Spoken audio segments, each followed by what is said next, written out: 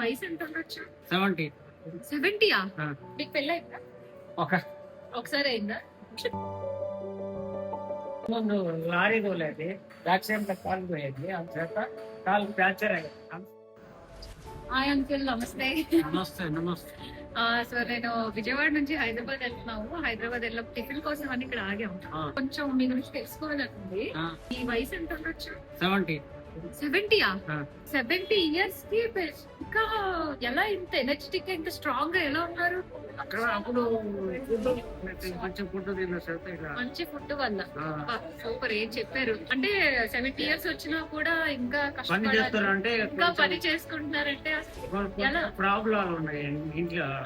Problems. Problems వల్ల చేయవలసి వస్తుంది. ఓకే. ముందు లారీ తోలేది యాక్సిడెంట్ కాలు పోయేది అంచేత కాలు ఫ్రాక్చర్ అయ్యింది. ఉదయాన్నే లేచి కొంతమంది ఇప్పుడున్న జనరేషన్ కానీ 25 నుంచి 35 కొంతమంది ఉంటారు. వాళ్ళకి మీరు ఇచ్చే మెసేజ్ ఏంటి? అంటే వాళ్ళు భవిష్యత్తు గురించి ఆలోచించారు. భవిష్యత్తు గురించి ఆలోచించాలి. మీకు పెళ్ళయిందా? ఒకసారి అయిందా?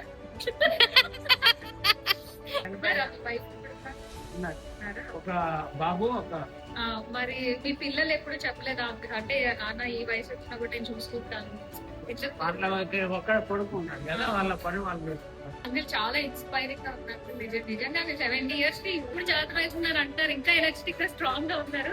ఈ వయసు వాళ్ళు అంటే మేము చూసి నేర్చుకోవాల్సింది. లైవ్ లో మన కళ్ళ ముందు మన చుట్టుపక్కల చాలా ఎగ్జాంపుల్స్ ఉంటాయి. మీరు కాల్ ఫ్రాక్చర్ అయినా 70 ఇయర్స్ అయినా ఎటువంటి ఆటంకం వచ్చినా జీవితంలో ఎక్కడ ఆగిపోకుండా ఇంకా పని చేయాలి, పని చేసుకుంటూ ఇండివిజువల్ గా ఉండాలని చెప్పి మీరు మిమ్మల్ని చూస్తే నాకు చాలా చాలా హ్యాపీగా గర్వంగా ఉంది. నిజంగా ఇలాంటి కంట్రీలో మీరు పుట్టినందుకు, అదే కంట్రీలో నేను పుట్టినందుకు thank you so much uncle.